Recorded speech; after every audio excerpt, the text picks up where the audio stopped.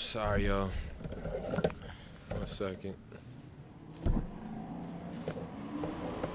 Okay. Sorry about that. All right. We a little uneven. Give us a second to get this even.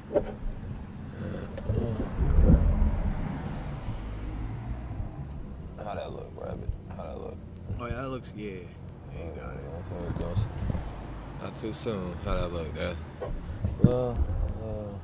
like that. Okay, here we go. All right, we are. I'm sorry, y'all. Man, my fault. This is crazy. I gotta get better at having this ready. All right, that's good right there. Okay. Hello, we are live from. There we go. Live from Occupy City Hall in Rockford, Illinois. This is the May 30th Alliance, live from Occupy City Hall in Rockford, Illinois. Today is the anniversary, the 1 year since the police terrorism attack that took place outside of District 1 in Rockford, Illinois.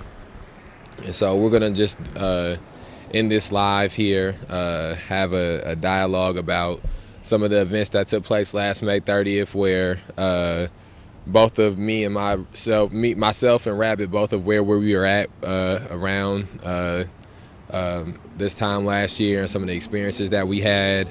I would encourage people who haven't already to go through and look at the video live from the event that we held at Haskell earlier.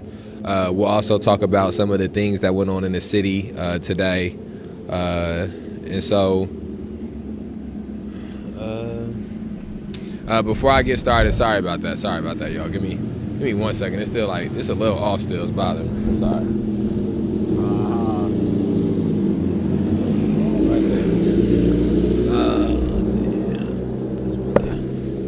Sorry. How that look? That look even? That's better? That looks even to it's me. bothering. I don't know. It's been a long day. It's been a long. Oh! I just hit the tripod. I think I might have fixed it by hitting it.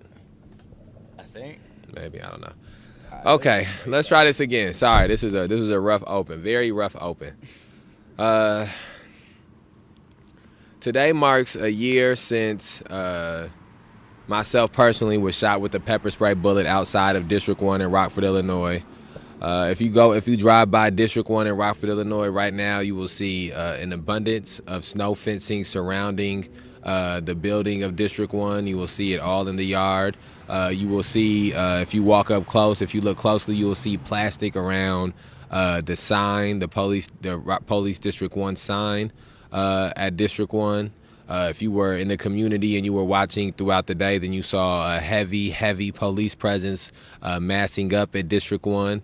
And again, all of those things took place because of the anniversary of the police terrorism attack that was conducted by the Rockford Police Department in coordination with the Winnebago County Sheriff deputies on May 30th of last year. And today we had a rally at Haskell Park, which is the same place the rally was held at last year. We held that rally. It was not nowhere near the same amount of people that came out last year, but there was a very moderate amount of people that came out. Each person that came out to remember the things that took place last year, and to also remember the things that have taken place subsequently since May 30th of last year. Organizationally, since we are thankful for everybody who took time out of their Sunday to come out and to participate. We're thankful for anybody who donated money, thankful for anybody who donated time or food, thankful for anybody who may have watched online at home. Again, we have rooted ourselves in the foundation that we are in the process of building a movement, not trying to create moments. And so with that understanding, we are never the amount of people that come out does not make the issue more or less relevant. If it would have been 5,000 people that came out today, it would not make the issues of police terrorism, mass incarceration, and racial injustice more relevant. The issues would be just as relevant. And so I want to, so that's sort of some of my thoughts about the day. I want to pass it over to Rabbit, let Rabbit introduce himself, reintroduce himself again. He's been on live previously. Let him sort of speak about his experiences today and some of his experiences last year at May 30th, and then that'll be how we sort of get this dialogue off the ground. We'll start from there, and then we'll just sort of bounce back and forth off of each other. So here, let me pass this mic over to Rabbit. Top of the evening, guys. Once again, I'll reintroduce myself. My name is Rabbit. And the first thing I really wanted to add about the rally today is prior to my arrival at Haskell Park, I decided to take a drive to over to District 1. I mean, as a sort of like a reminder to other people, so I could what's the word with the reiterate what had happened on May 30th of last year, as well as read off the demands of those who had their human rights violated on that day. And what I immediately noticed from the moment I pulled in on off Avon Street was that there was a consistent flow of police officers going in and out of District 1, going in almost every direction for the entirety of my time there. And then throughout the rest of the day, I went back at another point during the afternoon at Haskell, and once again there was a consistent flow of officers, and as well as transport vans seen as they were planning for mass arrests, and there was a steady flow of them going in and out throughout the entire day. And I had I was having this discussion with somebody earlier that it really may have just been a tax grab or a money grab to say, oh, look what we prevented, look what we did, and only for because they knew nothing was going to happen today. They knew that the number of people that came out on May 30th of last year was not going to be the same number of people that came out on May 30th of this year, and they just wanted to use someone like an intimidation tactic towards it. I mean, would you want me to speak on May 30th of last year as well? We're gonna get some more mics. We're gonna get this a little bit smoother of a process. Bear with us. I wanna sort of, one of the things I want to do as we continue to do these lives from Occupy City Hall is sort of have we got the May 30th Alliance laptop here, sort of take some notes so that way we can double back on some things that we mentioned, or so that way that we can try to make sure we hit certain topics. But one of the things I do want to respond to that you said there, Rabbit, was the fact that the Rockford Police Department, Winnebago County Sheriff deputies, and the institutions of the City of Rockford government and the institution of the Winnebago County Board Administration all were very aware that it was almost a 0% chance of anything, but a very low percentage chance that there would be any type of turnout like it was last year, because the climate nationally is not the same around these things, because COVID doesn't have as many things shut down, so more people have to go to work.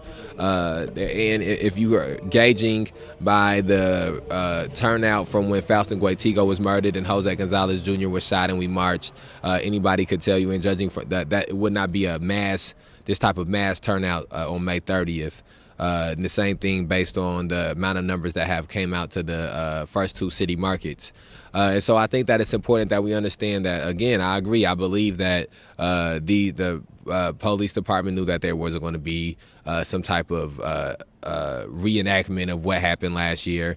I would love to know what the amount of payroll that was distributed throughout this day was. And again, it would be incompetence if they had not done their job enough to realize what the turnout would be for us. You know, if anybody was even just wondering, you know, and again, I believe 100% that they do extra curricular efforts, whether it be searching through people's social media or phones or whatever it is that they're doing. following people to find out information when they want information. And so it would have been very easy to figure out how many people we were expecting to be there. We called the catch, ordered 100 pieces of chicken. We didn't order 100 pieces of chicken because we expected 100 people and we was going to give each person one piece of chicken, or because we expected 200 people, 300 people, and we was going to break the chicken up into pieces. We called it because we ordered that amount of food because we expected 50 or less people to come out. And the Rockford Police Department expected that same thing as well, but they had an opportunity to capitalize with expenses. They had an opportunity to further stigmatize and criminalize the demonstrations and the protests, so they jumped at that opportunity. So we did take pictures and videos of some of the things, the setup of District 1. We'll be sure to post those online so that way other people can see those things as well. But again, I think this is just another form of trying to shape the narrative and trying to criminalize and stigmatize these protests and these demonstrations. And so I think what I would say to you, Rabbit, or ask you is, what's your feeling now that we're at the end of May 30th of 2021? Before going deeper into May 30th of 2020, what things stand out to you that have happened since May 30th of last year to May 30th of this year? Before we go into a deep dive on just May 30th of last year, this was a question that was sort of posed to me a little bit, is what things stand out, and sort of like if this was a storyline and we had May 30th, 2020 was the first benchmarker and the next benchmarker was May 30th, 2021. What are some of the things that would stand out, in that timeline for you? I feel like a lot of the things that would stick out to me the most would be, in particular, some of the big, some of the more notable events, which would be like including City Market, Back the Blue, Occupy Rockford. But I feel like something else that I would definitely like to say that was very notable is the fact that almost every major event that has happened in the city of Rockford since May 30th, 2020, there has been a protest associated with it. And I would say that was probably one of the first things that I would say is definitely kind of consistently consistently been held as somewhat of a benchmarker, is kind of like a, regardless of what the event is, there are going to be people outside, and it's because it's not one of those things that can be swept under the rug like Tom McNamara and Kyle Saunders and all the other city officials want to have been doing with it, like attempting to sweep it under the rug with erasing the chalk, the 4 a.m. raids, and everything in between. It's regardless of what the tactics they're trying to use, the fact that people are still outside, it would, in my opinion, be probably the most significant benchmarker that we could have achieved within the last year or so. And then I guess we probably could see if we can put this like sort of. Okay, so then let me ask you about what are some of your standout memories, I guess, when you think about May 30th of 2021, what are some of the highlight reel memories that you have of that day? Or May 30th of 2020, excuse me, not this year, but when you think of the May 30th of last year, what are some of the things that stand out for you? I think one of the first things that would definitely I'm sorry. You know how people. You know how people are always complaining that I don't talk into them. I don't talk loud. I think one of the first things that would definitely stick out to me from May 30th, 2020 was the number, like the large number of people that did come out to Haskell Park. I don't remember who published the quote, but I believe it was the largest protest in the history of the city of Rockford, and I remember, at least, if one of the things I do remember is we all collectively agreed to march, but we didn't necessarily have one set goal. I remember things going from across through West State Street, and then I remember things being on the right over by City Hall as well, and then. For me, a lot of the things that kind of stuck out were what happened right at dusk, and then when the police charged, and it was almost as if all hell broke loose. And then the last thing I can really say that really kind of stuck out was just the sheer amount of almost chaos that was just going through the city all night. Because I remember driving around the city all night, and I was just all I was seeing I was seeing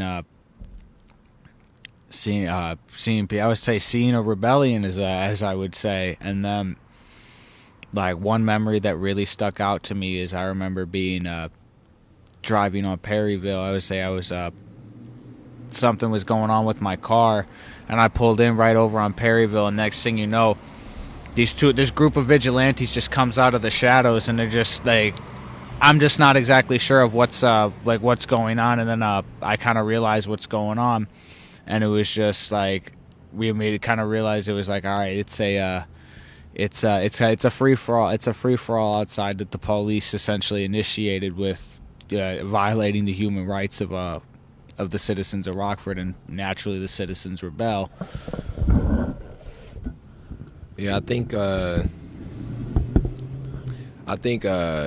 to sort of touch on that same thing, some of the things that stand out the most for me are just some of the sheer brutality of some of the incidents that took place, and also the visibility of these things. You know, these things weren't taking place where in an area where it wasn't cameras, or where people weren't filming, or where there weren't videos, or wasn't some type of documentation.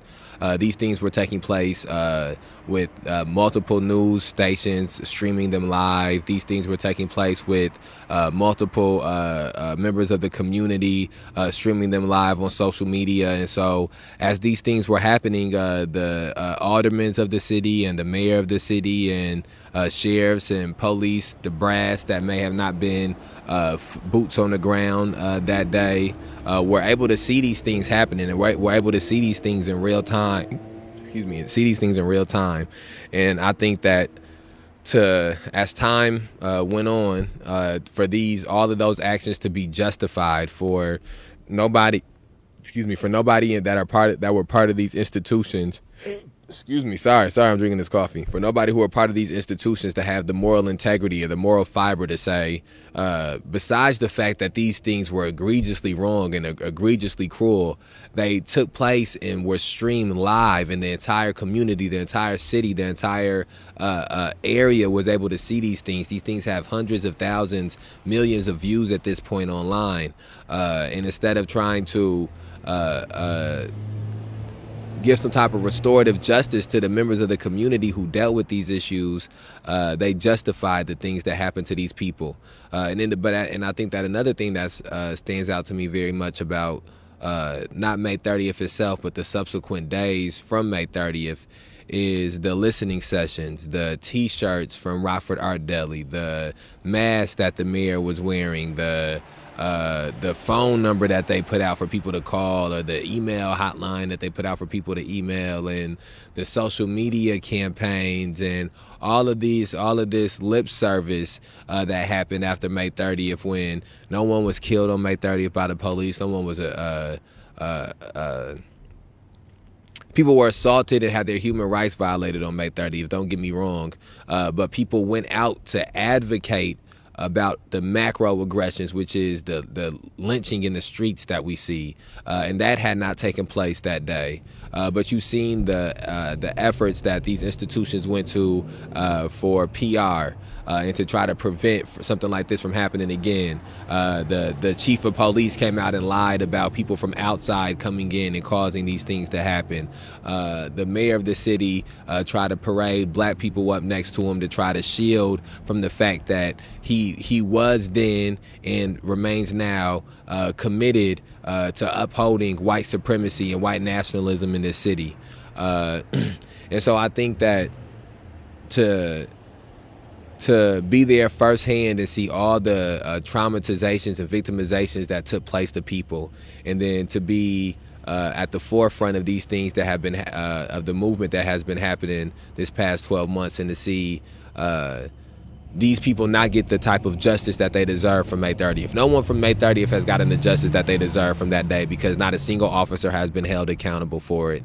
Not a single city official has been held accountable for it. And then multiple people who were victimized and traumatized that day are continuing to go through the process of being in the courts, are going to trial over some of these things, risking their freedom for something that just a small amount of researching into the actualities of the things that happened would show that the people who were arrested did not commit any of the acts that the city of Rockford are using to scapegoat the false arrests and using to scapegoat these assaults. So, that's a little bit long-winded, but for me, that is some of the things that I think of when I think of last May 30th. Those are some of the things I think of when I think about the events that have taken place between May 30th of 2020 and May 30th of 2021. And I would be remiss if I didn't say that when I think about events between May 30th, 2020 and May 30th to 2021. What up, what up, what up, what up, brother?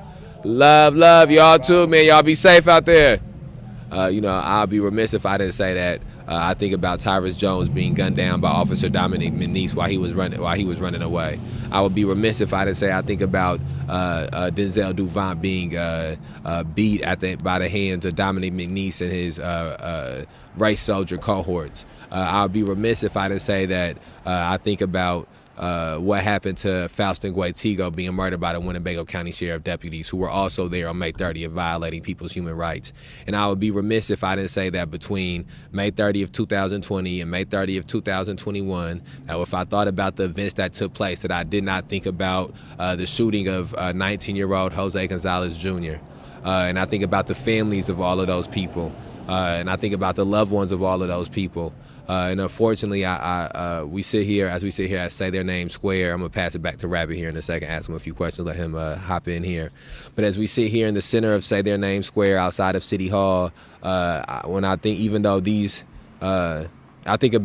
all of these did not take place in this time span of May 30th, 2020 to May 30th, 2021, I have 100% learned about these things since then. Some of the names I had heard before, but I did not know the stories. I didn't know the experiences as well. But when I think of May 30th, 2020, now I think of Logan Bell. I think of Kerry Blake. I think of Jovan Fresco. I think of Demetrius Bennett. I think of Philip Johnson. I think of Suzette Babler. I think of Geno Washington. I think of Jasper Banks. I think of Mikey Guzman, who was killed in between May 30th, 2020 and May 30th of 2021.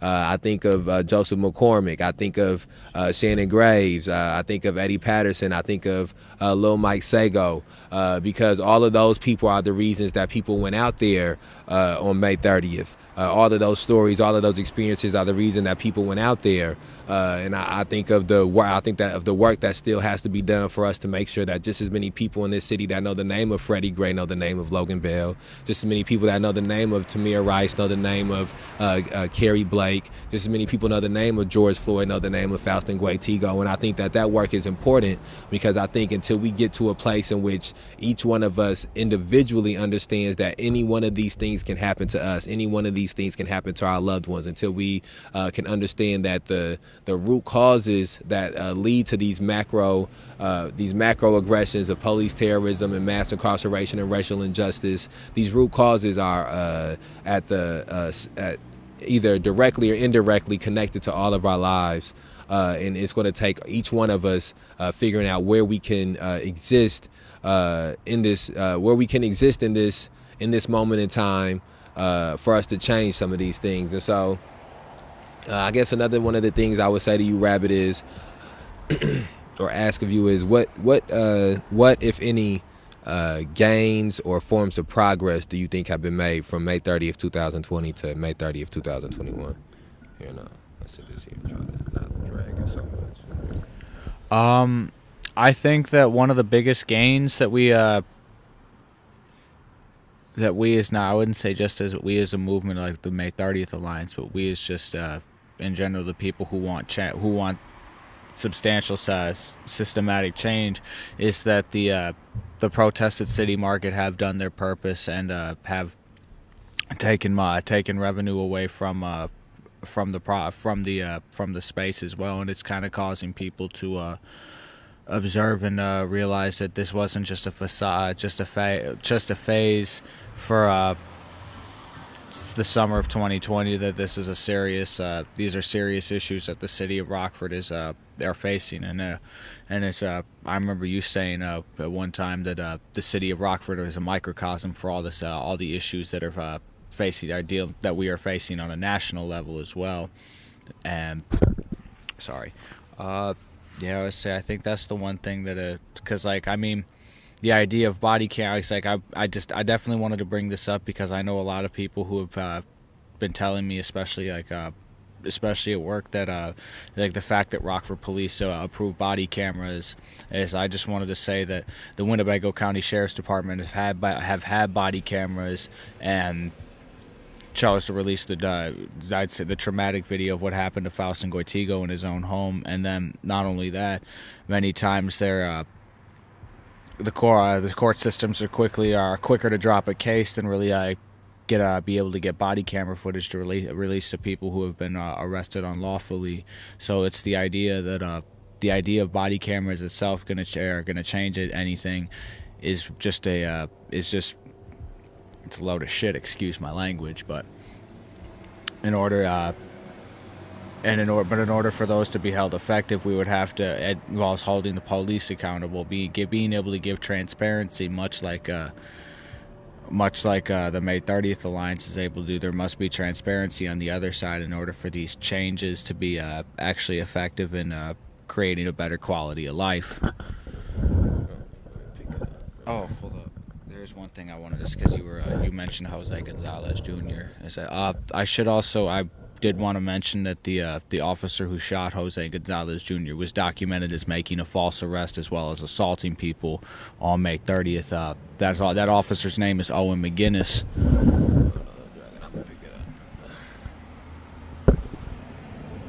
And then I think one of the things that since Rabbit brought up body cameras, one of the things that I spoke about today when I had a couple of different interviews with some of the news stations that came out, as we spoke about some of the progress that has been made and some of the steps that have been taken forward, and the many more steps that have to continue to be made for us to get to a better place. One of the things I spoke about is that we have, it's good that we are advancing the technology in a place in order where we can see the things that are going on, and that we can have a firsthand experience with some of the things that are going on. But it becomes incumbent and important for us to make sure that the consciousness of the society is just as advanced as the technology. The problem has been too often, in my belief, that what happened with Faustin Goitigo is the video footage of Faustin Goitigo was released, the footage of him being murdered was released, and because the consciousness of the city and the empathy of the city is not at a high enough place, a high enough vibration to understand the things that were done wrong in this video. The video was able to be released, and for it to not cause outcry in the city, and for it to not make business as usual in the city stop. It was a lot of people trying to. One of the things we have to understand is when these videos come out, people. When bad things happen to people want to, the people who that bad thing did not happen to, it gives them comfort if they can think that, this could not happen to me. When it's a car accident, if somebody finds out the person was speeding, or the person was drinking and driving, or the person was doing some action that made it as if it somehow the onus or the blame becomes upon the person who was victimized, it makes people feel as if, well, it's less likely to happen to them. And what happens so often with these macro aggressions of police terrorism is that someone is shot while running away, and then people justify it by saying, well, I wouldn't run away from the police, and then that makes them feel comfortable with not doing anything about it. And it makes them feel comfortable with not challenging themselves to feel to tap into empathy for the person who was killed. And so that is what we have seen happen when video footage is released. You know, it goes back to May 30th, and again, that's why I think it's important for us to remember that on May 30th, the video footage was out of the things that happened, and it was people who could stream these things and look up this video footage to see what had happened on May 30th in Rockford, Illinois.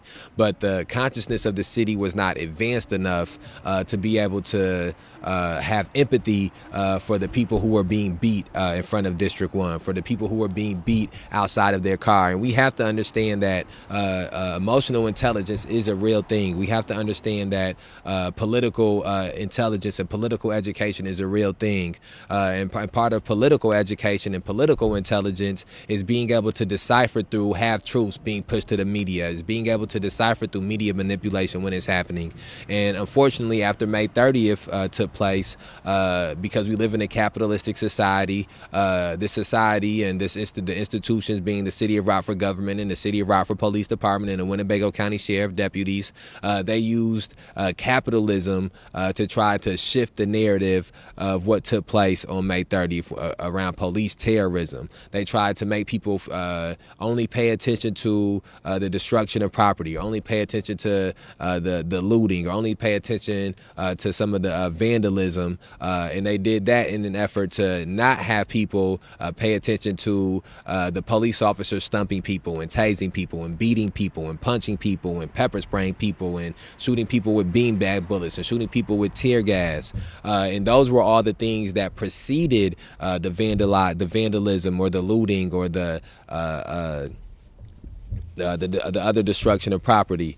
And so, once we get to a place where we have raised the political education, the political awareness, the social conscious, the empathy of the community, the society, those things won't be able to be manipulated in such manners. Once we have kept receipts and we can show people the tactics that these Gestapo officers use, people can no longer allow themselves to fall prey to those tactics. And so, one of those tactics is making things seem dangerous that are not so. And that is what took place today at District 1 with the snow fencing being put up, with the plastic going around the police District 1 sign. Is they can say all they want that it was preventative measures, but the truth of the matter is that they put that up so that way when people drive by, they will be in fear of what was going to take place on May 30th. So that way, people who may be thinking about coming to May 30th or being involved at Haskell Park, if they were seeing that in the morning, in the afternoon, it made them feel as if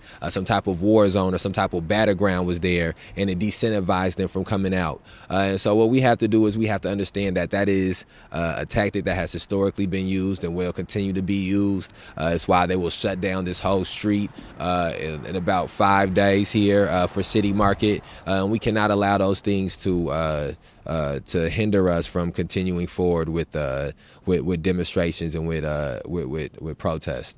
I think one of the other things I would ask,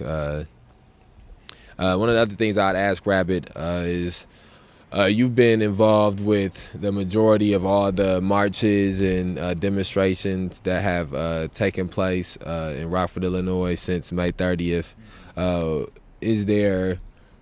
Oh, excuse me.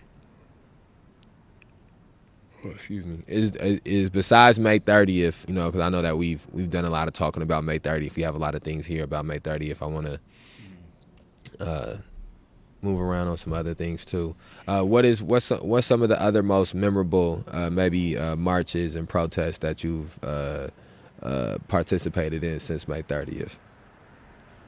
Besides just like I guess more from a standpoint, from your personal standpoint. I know some of them have been more impactful in your life than others. What's some of those? I mean, I think for me the most impactful, because it was definitely like almost the moment that did actually change my life, was the counter rally to back the blue on August 1st of 2020, because at that moment, it was like at that moment right there, it was I'd noticed that it was a very indiscriminate. It did not matter. It did not matter who you are. It basically showed that law enforcement in Winnebago County did not did not care who they were assaulting. It was essentially an us versus them mentality in their eyes. From that, I would say, like from the moment that I was slammed into the ground by the by the de- by the deputy chief, I immediately realized that this was a much bigger issue. It wasn't really just like it was a much bigger issue than I thought it was. Even though I'd already thought previously that this was a very major issue that needed to be fixed, I had ultimately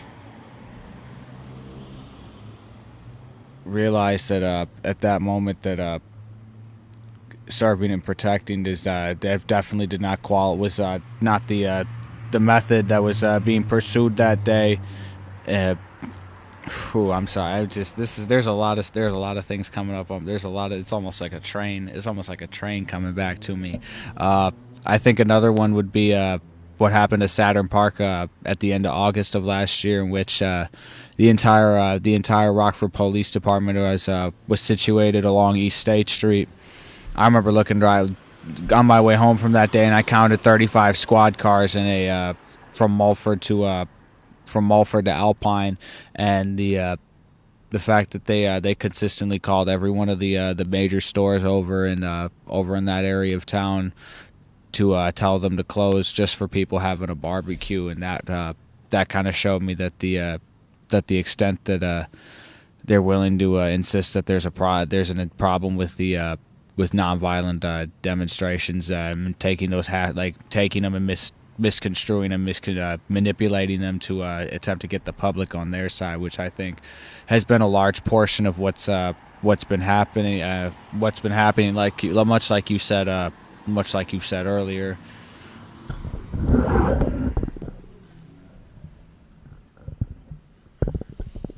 Damn, we gotta lift the mic. I'm sorry. No, it's all Dude, good. man. It's all good. It's all good. It's just it hurt the ears. I don't want the listeners to turn away because the ears hurt. No, it's all good. It's all good. It's all good. It's all good. Police terrorism, mass incarceration, and racial injustice. It's trying to raise awareness to some of these things that happen in the city of Rockford and not let people think it's just like an arbitrary thing. You have a good night. I appreciate it. We appreciate it. Thank you. Do you got anything else you want to add? I sort of felt like we just yeah, you got anything else you want to add? I mean, I'm trying to think of what really what really can be added, because a lot of the things that we've No. I don't know if I really don't have a lot to add on it. You good right there? Oh no, Guess I really don't have a lot, because I feel like a lot of the things that I wanted to discuss have been covered today, and then like I said with the piece about the body cameras, I feel like those are really the only things that have kind of been in my mind in regards to what the things that have happened over the last year. There we go. I think that again, it's been a long day. It's been a long couple of weeks. I mean, honestly, since the murder of Faustin Guaitico and Jose Gonzalez Jr., there has been a very strong energy shift in some of the things that we have been dealing with, whether it be at the occupation or at events elsewhere, places elsewhere. And it would be a lie to say that today wasn't a complicated day psychologically and emotionally for myself, and also I think just speaking for I could speak on behalf of everybody organizationally. Very emotionally and psychologically complicated day for all of us. I think that, again, as has been in the past and as I think will continue to be in the future, the most important thing that we can do is show up. The most important thing that we can do is be present. The most important thing that we can do is to do. And that is what took place today. Again, we pride ourselves with the idea that we can have small numbers and have a big action, small numbers and make a big impact. And I think that you have to part of being politically educated and socially aware and socially conscious is understanding what that impact looks like, and understanding that the impact doesn't always look the same way every time. And today that impact looked like plastic around police District 1 sign. Today that impact looked like snow fencing around police District 1. Today that impact looked like a plethora, a fleet of police cars in the back of District 1. Today that impact looked like news stations coming in, asking questions about police terrorism, mass incarceration, and racial injustice. Today that impact looked like us gathering as a community and as an organization, and continuing to take steps forward to change some of these things, and to do that collectively. So I think we're going to wrap up this live. We wanted to make sure we at least did a live today from Occupy City Hall. We want to encourage people to come out to the Food Truck Tuesday. It's rained these last couple of weeks, and that sort of kept us on the sidelines, and we've also been dealing with some extra baggage, but nonetheless, the show must go on. I believe we have a sunny Tuesday coming up, so please come out to Nicholas Conservatory on Tuesday for Food Truck Tuesdays. Please come out to City Market on Fridays for the City Market Friday protest. Please come out to City Hall at any point in time. We have the community library up and running. We're going to continue with the Rockford reading portions of our social aspect of our social media platform. So tomorrow we will continue to read Why We Can't Wait by Dr. Martin Luther King Jr. We will continue to have lives from Occupy City Hall. We got I don't want to speak too soon or too early, but we got some shirts and some merch coming in with the new May 30th Alliance logo, and we're also trying to get everything flowing with the some of the older merchandise that we had as well. And so we're just trying to it's taking our time. It's about progressing. It's about trusting in the process, and taking everything a day at a time, moment at a time, and stringing together those moments to create a movement. And that is what I believe that we are doing here in Rockford, Illinois. So anybody that's watching this, please share this video. I want to say justice for Faustin Guaitigo, justice for Jose Gonzalez Jr., justice for Raymond Jackson, all three of those cases are being investigated by the Winnebago Boone Integrity Task Force, and we hope that it is justice for those people. We also want to say justice for Denzel Duvant and justice for Tyrus Jones, both people who are victims of police terrorism and mass incarceration and racial injustice. And we want to again say justice for May 30th, for the victims of the police terrorism attack that took place on May 30th. There are people who are still in the court systems for May 30th, wrongfully so. And there are hundreds of people, hundreds if not thousands of people who are still traumatized by the events that took place on May 30th in Rockford, Illinois. And people's lives who were altered and will never be the same again. And so we want to close this one out. Like this statement was true on May 30th. This statement has remained true since May 30th and is true today, now so more than ever. We outside.